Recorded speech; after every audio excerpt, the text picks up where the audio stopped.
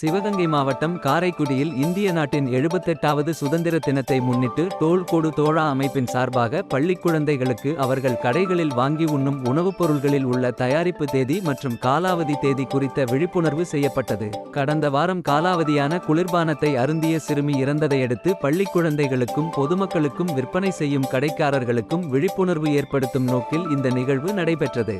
குழந்தைகள் மிகவும் விரும்பு உண்ணும் தின்பண்டங்களை வாங்கி அவர்களை வைத்தே அவர்களுக்கு தயாரிப்பு தேதி என்ன என்பதையும் அதன் காலாவதி தேதி என்ன என்பதையும் விவரமாக எடுத்துரைக்கப்பட்டு எந்த பொருள் வாங்கினாலும் அதை பின்பற்ற வேண்டும் என்று அறிவுறுத்தப்பட்டது.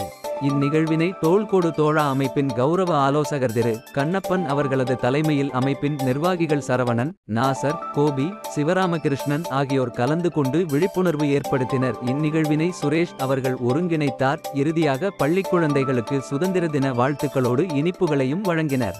மேலும் தமிழக அரசும் கல்வித்துறையும் அனைத்து பள்ளிகளிலும் நுகர்வோர் சட்டம் குறித்த விழிப்புணர்வு ஏற்படுத்தப்பட வேண்டும் என்று தோள் கொடு தோழா அமைப்பின் நிர்வாகிகள் தெரிவித்தனர்.